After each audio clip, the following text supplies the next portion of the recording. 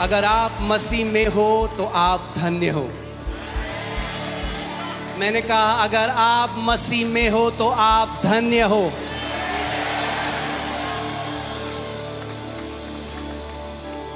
वो प्रिविलेज, वो आदर जो दुनिया के सबसे अमीर लोगों के पास नहीं है, वो आपके और मेरे पास है, क्योंकि हमारा नाम मेमने की उस जीवन की पुस्तक में लिखा गया है। आमीन। अपने पड़ोसी को बोलो आप धन्य हो क्योंकि आप मसीह में हो। आमीन, हालेलुया। बोलो प्रभु यीशु मसीह की। आमीन। आप सब बैठ सकते हैं। हालेलुया।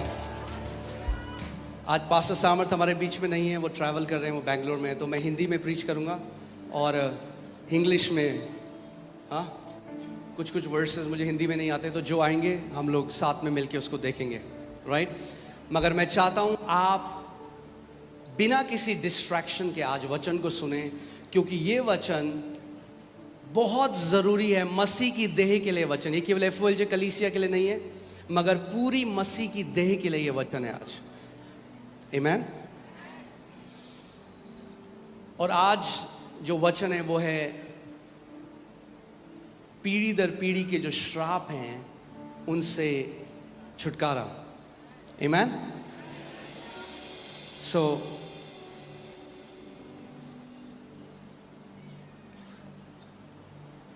या जिसको बोलते हैं हम जेनरेशनल कर्सेस।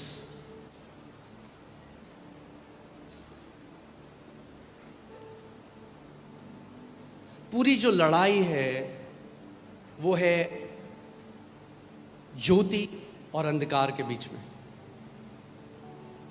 आज ध्यान से इस वचन को सुनिएगा, क्योंकि विश्वास कैसे आता है? सुनने से। और मैं आज आपको एक बात बताता हूं, केवल विश्वास ही सुनने से नहीं आता। गलातियों की पुस्तक में परमेश्वर का वचन कहता है कि वो परमेश्वर जो तुम्हें आत्मा की सप्लाई देता है, कंटिन्यूअस सप्लाई देता है, जो आत्मा को उंडेलता रहता है तुम्हारे जीवन में, और जो तुम्हारे बीच में चमत्कार करता है, क्या वो व्यवस्था के कामों से वो करता है या विश्वास के सुनने से? पौलुस गलातियों की कलीसिया को एक करेक्शन दे रहा है, क्योंकि उन्होंने शुरू तो किया प्रभु यीशु मसीह के ऊपर विश्वास करके, मगर वहां से फिर कर चले गए पुराने नियम में। और ये गलातियों की कलीसिया के साथ ही नहीं है, ये आज भारत में और दुनिया में बहुत सारी कलीसियाओं के साथ है।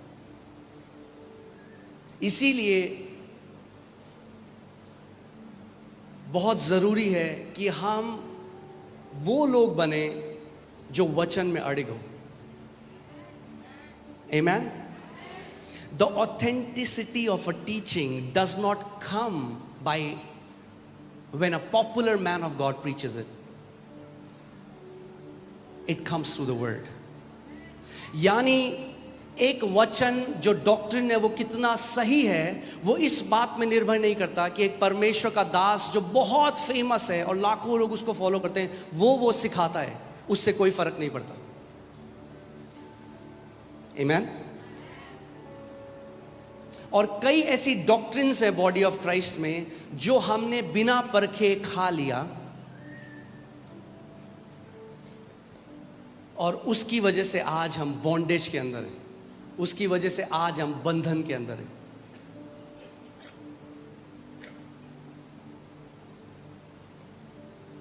यूहन्ना 8 में 31-32 में प्रभु यीशु मसीह उन यहूदियों से कह रहा है जो विश्वास करते थे, उसने कहा इफ यू अबाइड इन मी, अगर तुम मुझ में बने रहो तो तुम मेरे चेले ठहरोगे। कब ठहरोगे तुम चेले? जब तुम मेरे वचन में बने रहोगे। यदि तुम मेरे वचन में बने रहो तो सचमुच मेरे चेले ठहरोगे। यानी डिसाइपल कौन है? डिसाइपल वो नहीं है जिसने डिसाइपलशिप क्लास ज्वाइन करी है। डिसाइपल वो है जो वचन में बना रहता है। आमीन। अगर आप वचन में बने रहते हो तो आप क्या हो? आप चेले हो। और फिर 32वीं आयत में यीशु ने कहा, और तब तुम सत्य को जानोगे और सत्य तुम्हें हर बंधुआई से आजाद करेगा। क्या आजाद करेगा? क्या आजाद करेगा? नहीं, सत्य आजाद नहीं करेगा। जिस सत्य को आप जानोगे तब सत्य आपको आजाद करेगा। Truth does not set you free. It's the truth that you know, that truth sets you free. Amen. You shall know the truth. और ये जो शब्द know है, ये ग्रीक इब्रानी जो शब्द है गिनोस्को, उससे आता है। अगर आप देखेंगे गिनोस्को। और मैं आपको एक बहुत ही अमेजिंग बात बताने वाला हूँ। इसका मतलब ये नहीं है हाँ मैंने सुन लिया, हाँ मैंने किसी टीचिंग को, मैंने किसी शिक्षा को सुन लिया तो मैं जानता हूँ उसको। ये वो वाला नो नहीं है।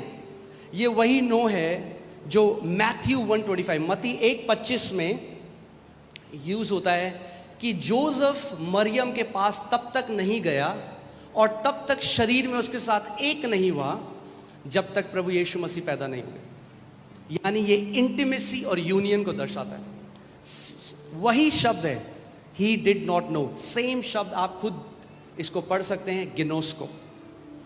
यानी नो जो बाइबल की है, जानना का मतलब है केवल दिमाग से, बुद्धि से जानना नहीं, मगर उस सत्य के साथ एक हो जाना। To become intimate with that truth, उसको एक्सपीरियंशियली जानना। आज क्यों इतने मसीह हैं जो आज़ाद नहीं हैं? वो इसीलिए आज़ाद नहीं है क्योंकि वो अपना छुटकारा अलग तरीकों से ढूंढ रहे हैं और वैसे नहीं जैसे प्रभु यीशु मसीह ने कहा उनको छुटकारा मिलेगा। Write it down if you're writing it down. The lasting deliverance comes through the word.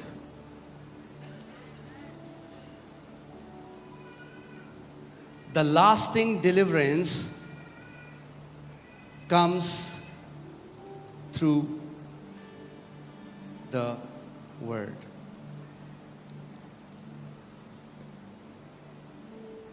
अच्छा है आप जाते हैं मीटिंग्स में, परमेश्वर के दास लोग आपके ऊपर हाथ रखते हैं, वो बहुत अच्छा है, मगर वो आपको एक पूरा लास्टिंग डिलीवरेंस कभी नहीं दे सकता। ले हैंड आपको पूरी जिंदगी छुटकारा नहीं दे सकता। अगर पूरी जिंदगी छुटकारा चाहिए, you will have to know the truth. आपको सत्य को जानना पड़ेगा और सत्य आपको हर एक बंधन से छुटकारा और आजादी दे देगा। Amen? Otherwise that will be a temporary fix. कुछ समय के लिए आराम मिलेगा, जरूर मिलेगा, बिल्कुल मिलेगा कुछ समय के लिए, मगर फिर जब दूसरी साइड से कोई और चीज आएगी फिर आप खोजोगे। मगर ये परमेश्वर की इच्छा है कि आप स्वतंत्रता में चलो, फ्रीडम में चलो। Amen? So what sets you free? Knowing the truth. इसका मतलब अगर किसी भी एरिया में आप बंधे हुए हो, इसका मतलब उस एरिया में अभी तक परमेश्वर का ट्रूथ या परमेश्वर का सत्य आपके ऊपर प्रकट नहीं हुआ है, इसीलिए आप उस एरिया में बंधे हुए हो। अगर आप एक विश्वासी होते हुए प्रभु यीशु मसीह में आपने विश्वास किया, आपको नया जन्म मिला, और आप फिर भी कुछ एरिया में बंधन में हो, वो ऐसा है उस एरिया में आपके डार्कनेस है, अंधकार है, और वो अंधकार एक ही तरीके से आपके जीवन को छोड़ के जाएगा। The antidote to darkness is light. आपको केवल रेवलेशन चाहिए कि प्रभु यीशु मसीह ने पहले से आपके लिए क्या कुछ कर दिया है।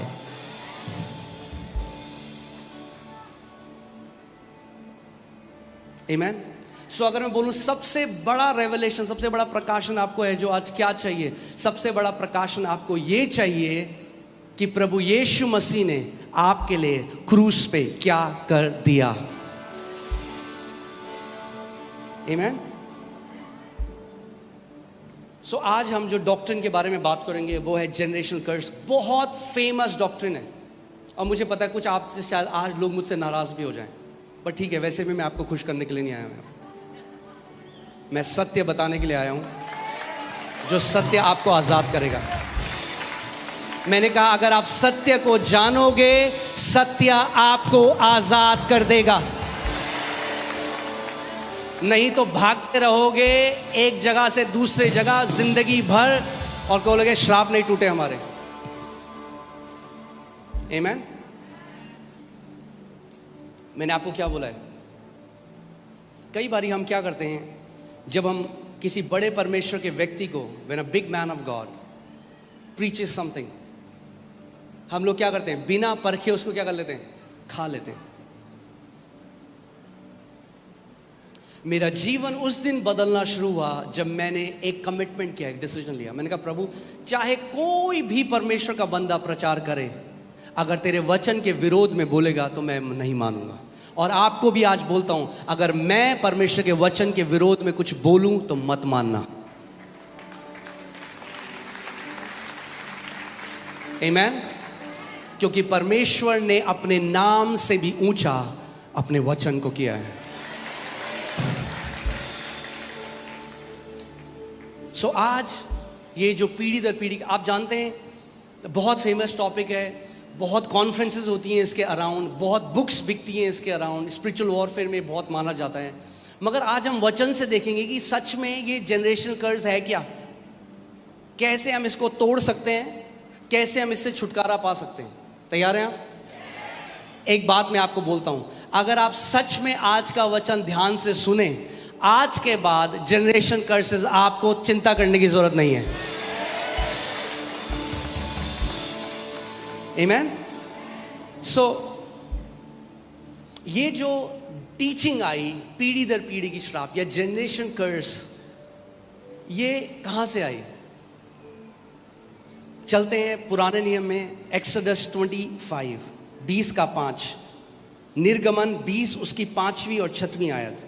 इसमें लिखा है, तू उनको दंडवत न करना, ना उनकी उपासना करना, क्योंकि मैं तेरा परमेश्वर यहोवा जलन रखने वाला परमेश्वर हूं, और जो मुझसे बैर रखते हैं उनके बेटों, पोतों और परपोतों और पोतों को भी पितरों का दंड दिया करता हूं, और जो मुझसे प्रेम रखते हैं और मेरी आज्ञाओं को मानते हैं उन हजारों पर करुणा किया करता हूं। आमीन। तो ये है मेन, और भी है पर मेन स्क्रिप्चर जिससे ये टीचिंग आई है पीढ़ी दर पीढ़ी श्राप की, वो ये है। सबसे पहली बात तो मैं बहुत क्लैरिफाई कर दूं आपको, प्रभु कह रहा है जनरेशन कर्स उनके लिए हैं दोज हु हेट हिम। कोई है यहां पे जो यीशु से नफरत करता है? Then this verse doesn't apply to you. It's there. What does it say? Go back, 5वीं आयत में जाओ। Of those who hate me, जो मुझसे बैर रखते हैं। प्रभु कह रहा है जो मुझसे, मेरे बैरी हैं, जो मेरे विरोध में कार्य करते हैं, उनके मैं बच्चों और उनको दंड देता हूं। क्यों आज इतनी फेमस है ये टीचिंग जनरेशन कर्सेस की, आपको पता है? क्योंकि आज तक हम समझे ही नहीं मसीह ने क्या किया हमारे लिए। आज भी कलीसिया, the church is standing on the wrong side of covenant. आज भी अधिकतर कलीसिया पुराने नियम में खड़ी है और नहीं जानती मसीह ने हमारे लिए कितना महान कार्य किया। इसीलिए आज बंधन में, इसीलिए आज गरीबी में, इसीलिए आज डिप्रेशन में है।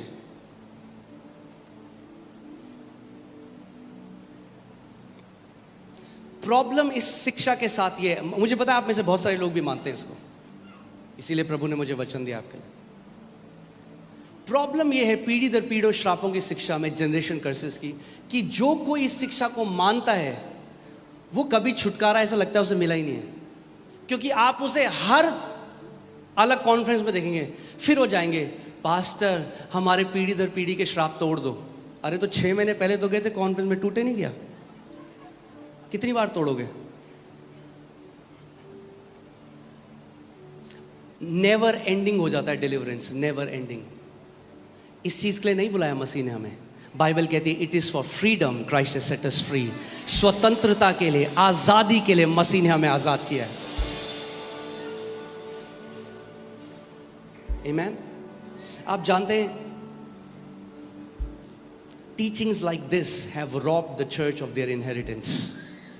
ऐसी शिक्षाओं ने परमेश्वर के बेटे और बेटियों से उनकी मिरास को छीन लिया है। आपको आइडिया नहीं है कितना मुझे हेट मिलने वाला इस शिक्षा के बाद, पर इट्स ओके। मुझे प्रभु ने सत्य प्रचार करने के लिए बुलाया।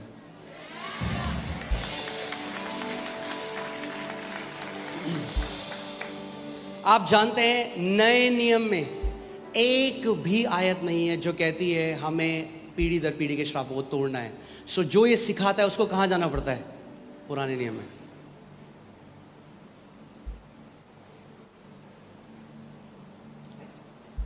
Amen? So, people who believe this never really settle. Never really settle. Never ending हो जाता है। मुझे बहुत दुख लगा, मैं इंडोनेशिया गया, वहाँ पे एक लेडी से मिला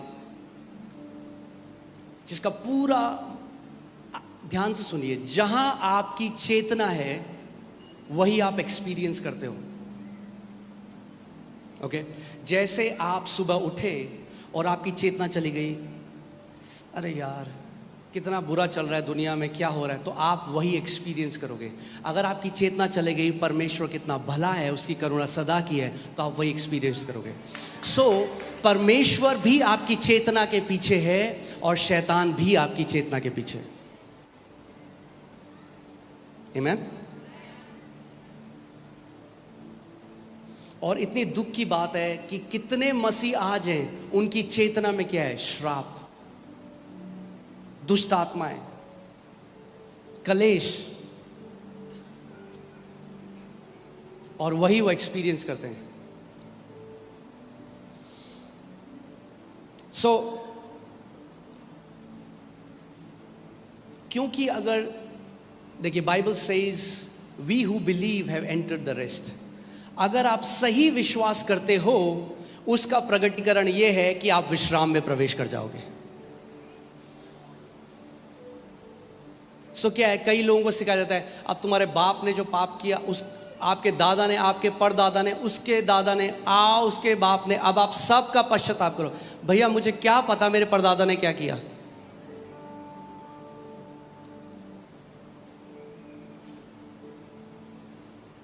कैसे करूं मैं पश्चाताप उन चीजों का? नहीं नहीं, ये श्राप आपके पीढ़ियों से आ रहा है। क्यों ऐसी शिक्षाएं? क्योंकि मसीह का ज्ञान नहीं है। क्योंकि आज भी पुरानी वाचा में जी रहे हैं और उसी के फल को भी खा रहे हैं। राइट? आप जानते हैं यूएस में स्लेवरी लीगल था, किसी को गुलाम बना के रखना लीगल था। आप लीगली किसी व्यक्ति को अपना गुलाम रख सकते थे और उनके साथ बिल्कुल जानवरों जैसा व्यवहार होता था। तो प्रेसिडेंट अब्राहम लिंकन, कितने लोगों को पता है अब्राहम लिंकन के बारे में? हाँ, सबको पता है। सो अब्राहम लिंकन आए और उन्होंने एक डिक्री निकाली, यानी एक घोषणा करी जिसको बोला इमेंसिपेशन प्रोक्लेमेशन। और वो घोषणा जनवरी 1, 1863 1863 को हुई। और उस घोषणा में यह लिखा था कि आज से कोई भी व्यक्ति गुलाम नहीं रहेगा, सबको आजाद कर दिया जाए। क्या हुआ? यह घोषणा निकाल दी गई तो इलीगल हो गया अब गुलाम होना, क्योंकि सरकार ने, प्रेसिडेंट ने उस कंट्री के ये घोषणा कर दी। पर आप जानते हैं उसके 100 साल तक गुलाम थे लोगों के। आप जानते हैं क्यों थे वो गुलाम? क्योंकि उनको ज्ञान नहीं था कि हमारे लिए छुटकारे का वो डिक्लेरेशन हो चुका है। आज इतने सारे मसीह गुलाम हैं क्योंकि नहीं जानते कि क्रूस में यीशु मसीह ने कहा इट इज फिनिश्ड, पूरा हुआ। आमेन। इट इज फिनिश्ड का मतलब इट इज फिनिश्ड। हालेलुया।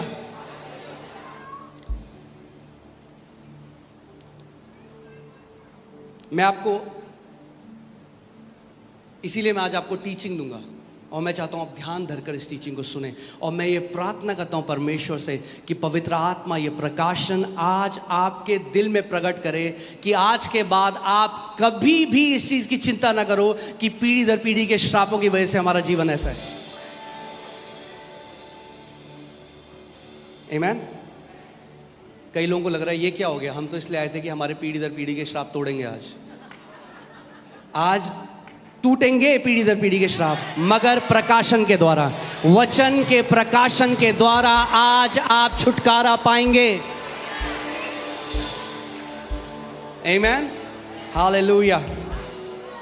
क्योंकि पुराने नियम में ही मैं आपको एक बात बता देता हूं। नंबर्स, अब क्या हुआ, मोआब का एक राजा था बलाक। बलाक ने क्या किया, एक प्रॉफिट को बुलाया, परमेश्वर के एक भविष्यवक्ता, एक नबी को बुलाया जिसका नाम था बलाम। और बलाम को क्या किया, पैसे दिए और बोला इजराइलियों को श्राप दे।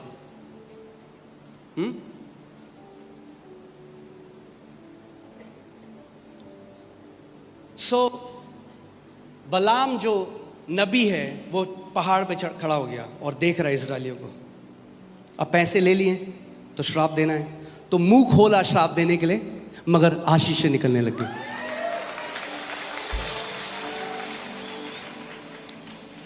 देखिए गिनती 23:11 में क्या लिखा है, तब बालाक ने बिलाम से कहा तूने मुझसे क्या किया है, क्योंकि पैसे ले लिए थे। अब राजा बोला ये क्या किया तूने, पैसे भी ले लिए, मैंने तुझे अपने शत्रुओं को श्राप देने को बुलाया था, परंतु तूने उन्हें आशीष ही आशीष दी है। बुलाया किसके लिए था, श्राप देने के लिए, मगर क्या निकला उसके मुंह से, क्यों, because how can you curse someone whom God has blessed. अगर परमेश्वर ने हमें आशीष दी है, कोई हमें श्राप नहीं दे सकता। आमीन, हालेलुया। फिर आपको एक कहानी बताऊंगा।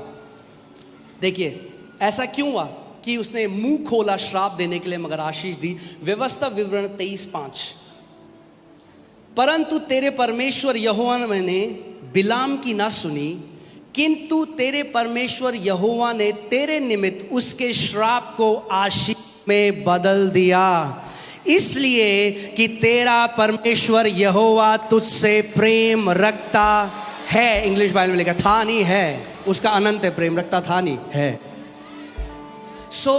जो ये बलाम है, जो प्रॉफिट परमेश्वर का, वो आज उन परमेश्वर के दासों को दर्शाता है जो आज भी लोगों को श्राप देते हैं। मेरी कलीसिया छोड़ी तो श्राप आएगा, टेंशन फ्री हो जाओ, परमेश्वर उसके श्राप को आशीष में बदल देगा।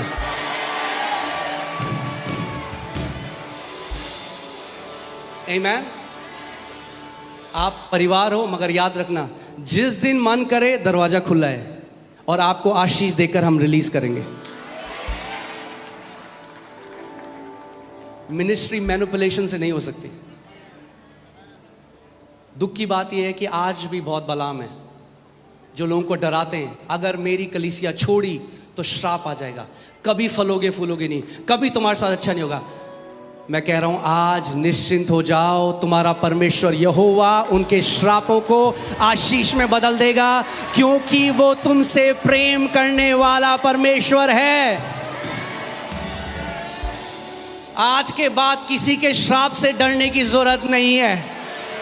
मैंने कहा आज के बाद किसी के श्राप से डरने की जरूरत नहीं है। Your Father is turning every curse spoken against you into a blessing and a blessing and a blessing in your favor. Amen. Hallelujah. जितना वो श्राप देंगे उतना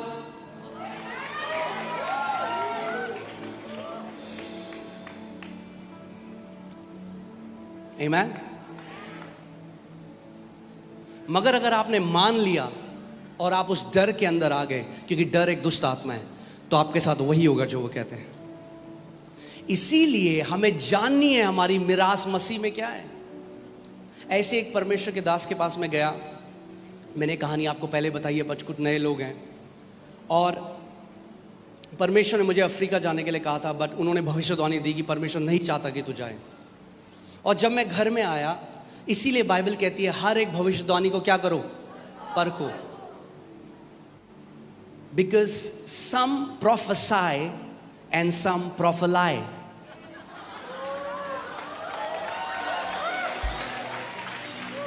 And you have to learn to discern it. Prophecies and prophelies. Yeah? So मैं जब घर आया और मैंने परमेश्वर से कहा, मैंने कहा प्रभु मैंने नहीं कहा अफ्रीका जाने के लिए, आपने मुझे कहा, अगर आप बोलोगे तो मैं नहीं जाऊँगा। परमेश्वर ने कहा तू मेरी आवाज़ पे विश्वास करेगा एक मनुष्य की। मैंने कहा प्रभु आपकी। प्रभु ने कहा जा मैं तेरे को भेज रहा हूँ। सो मैं गया, जो उन्होंने कहा था ये हो जाएगा, वहाँ बुरा हो जाएगा, ये हो जाएगा, वो हो जाएगा, कुछ नहीं हुआ। बहुत ही बढ़िया टाइम रहा। वापस आया, जब वापस आया तो मैं उनसे मिलने गया, वो बहुत नाराज़ थे। और जैसे ही मैं उनसे मिलने गया, उन्होंने कहा मैं देख रहा हूँ कि तुम आईसीयू के बेड में हो और ट्यूब लगी है तुम्हारे पूरे शरीर के ऊपर। Now what is that? He is pronouncing a curse on me. क्योंकि curse is to speak negative with an ill intention. श्राप क्या है? कुछ गलत बोलना इस उम्मीद में कि आपके साथ गलत हो। अगर मैंने मसीह को नहीं जाना होता, अगर मैं उसके वचन में नहीं अड़िग होता तो क्या होता? मैं डर जाता और मेरे साथ वैसा ही होता। मैंने कहा थैंक यू। हमें किसी परमेश्वर के व्यक्ति को कुछ बुरा नहीं बोलना। मैंने कहा धन्यवाद। मैं उनके घर के बाहर निकला, जैसे ही दरवाजे के बाहर निकला मैंने कहा in the name of Jesus I reject every evil word spoken against me in Jesus' name. I declare I will live a long life and God will bless me. Amen.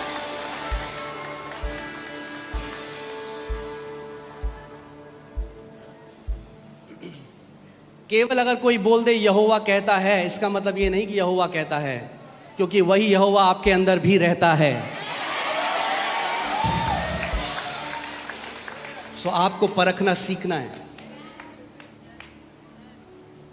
और मेरा दोस्त उसी व्यक्ति के पास गया और उन्होंने कहा मैं देख रहा हूं तुम्हारा कल एक्सीडेंट हो रहा है, तुम्हारी हड्डी टूट रही है।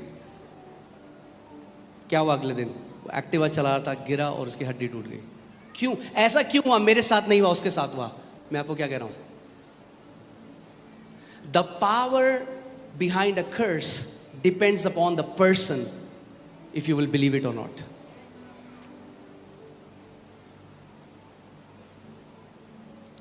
Amen? So, अब आपको एक ऐसी चीज बता रहा हूं जो ढक्कन खोलने वाली। तैयार हैं आप? Believing that you are under a generational curse brings you under a generational curse. ये मानना कि आप पीढ़ी दर पीढ़ी के श्राप के अधीन हो, वो मानना ऐसा आपको लेकर आता है श्राप के अधीन। क्यों? क्योंकि यीशु ने कहा जैसा तेरा विश्वास है वैसा ही तेरे साथ होगा।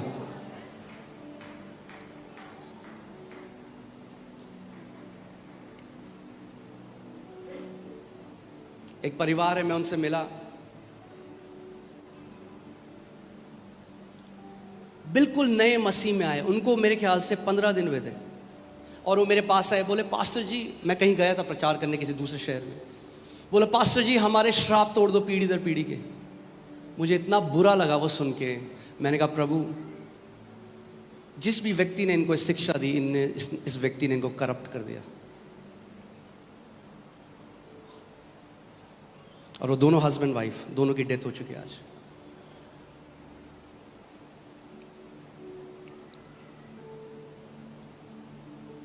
आज भी हमें बहुत कमेंट आए, पास्टर जी हमारे जनरेशनल कर्स तोड़ दो। हाँ, आज टूटेंगे सारे जनरेशनल कर्स। और आज के बाद आपको टेंशन लेने की जरूरत नहीं है। मेरे पीछे बोलो, जनरेशनल कर्सेस बाय बाय। बोलो पीढ़ी दर पीढ़ी के श्रापों bye bye. Amen, hallelujah. So we need to change our thinking about generational curses.